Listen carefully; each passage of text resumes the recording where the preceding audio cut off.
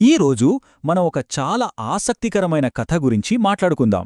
ఈ కథ మనందర్నీ ఎప్పుడో ఒకప్పుడు ఆలోచింపజేసే ఒక ప్రశ్న చుట్టూ తిరుగుతుంది. అసలు గొప్పతనమంటే ఏంటి? దాని నిజమైన అర్థమేంటో చూద్దాం. అవును, అదే ప్రశ్న. నిజంగా గొప్పవాళ్లెవరు? ఇది వినడానికి చాలా సింపుల్గా అనిపిస్తుంది కదూ, కాని దీని వెనుక చాలా లోతైన అర్థం దాగి ఉంది. మన కథ మొత్తం ఈ ఒక్క పాయింట్ మీదే నడుస్తుంది.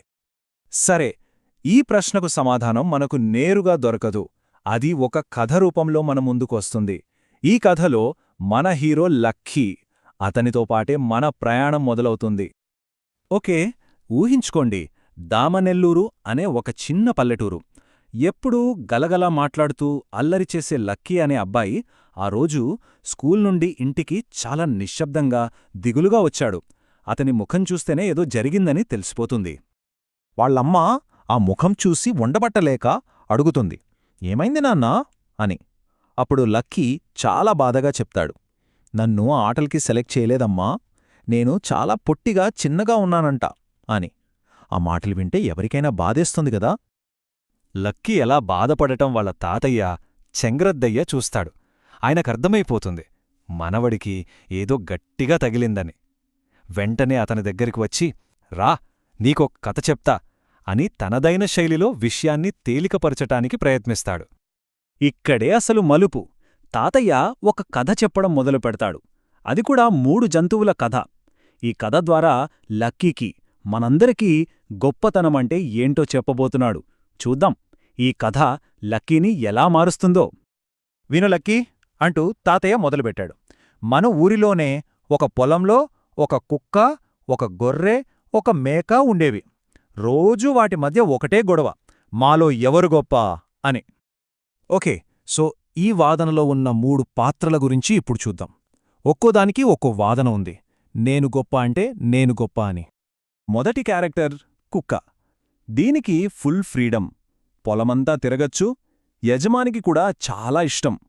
సో తన వాదనేంటంటే, యజమాని ప్రేమ నాకే దక్కుతుంది, కాబట్టి నేనే గ్రేట్ అని. ఇక రెండోది గొర్ర. దీనికి తన అందం మీద చాలా గర్వం. తెల్లగా మెత్తటి ఉన్నితో చూట్టానికి భలే ఉంటుంది. అందరూ మెచ్చుకుంటారు కూడా. అందుకే దాని ఫీలింగ్ ఏంటంటే, నా అందమే నా గొప్పతనమని. ఫైనల్గా మూడోది ఒక నల్లమేక. దీన్ని ఎప్పుడూ షెడ్లో కట్టేసుంచుతారు. ఇది మాత్రం చాలా సైలెంట్. ఆ కుక్క గొర్రెవాదనలన్నీ రోజూ వింటూ ఉండేది, అంతే. సో చూశారు గదా, కుక్క వాదన యజమాని ప్రేమ, గొర్రెవాదన దాని అందం. రెండూ కూడా పైకి కనిపించేవే. కాని మేక వీళ్ల వాదనలన్నీ విని ఒకే ఒక ప్రశ్న అడిగింది. అసలు గొప్పదనమంటే పైకి కనిపించేదా, లేక అవసరమొచ్చినప్పుడు నిరూపించుకునేదా అని. ఆ ప్రశ్నకు వాటి దగ్గర సమాధానమే లేదు.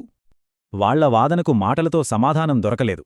కాని విధి ఒక పరీక్ష పెట్టింది, ఒక ప్రమాదం రూపంలో. ఆ ప్రమాదమే తేల్చబోతోంది ఎవరు నిజంగా గొప్పవాళ్ళో.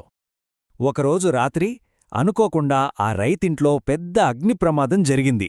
చూస్తుండగానే మంటలు ఇంటిని చుట్టుముట్టాయి. పాపం, ఆ రైతు లోపలే చిక్కుకుపోయాడు.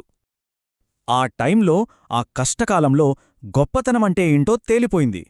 యజమాని ప్రేమ ఉందని గర్వపడ్డ కుక్కేమో బయటెక్కడో తిరుగుతూ అసలు గమనించనేలేదు. అందంగా ఉన్నానని విర్రవీగిన గొర్రేమో భయంతో బిగుసుకుపోయింది. కాని ఎవరూ పట్టించుకోని ఆ నల్లమేక ఏం చేసిందో తెలుసా? తన తలతో షెడ్డు తలుపుల్ని బద్దలుకొట్టింది. నేరుగా పక్కింటి వాళ్ల దగ్గరికి పరుగెత్తి వాళ్లని అలర్ట్ చేసింది. ఆ తర్వాతే వాళ్ళొచ్చి యజమానిని కాపాడారు. ఇప్పుడు చూడండి, ఆ మరుసటి రోజు ఉదయం ఆ పొలంలో వాతావరణం మొత్తం మారిపోయింది. ఎవరు గొప్ప అనే ప్రశ్నకు ఒక స్పష్టమైన సమాధానం దొరికింది. ప్రాణాలతో బయటపడ్డ యజమాని నేరుగా ఆ మేక దగ్గరికి వెళ్లాడు.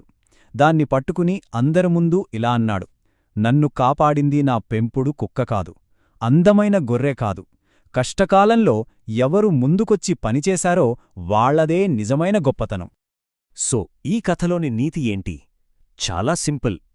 మన గొప్పతనం మన రూపంలోనో, మనల్ని ఎవరు ఇష్టపడుతున్నారనే దాంట్లోనో ఉండదు.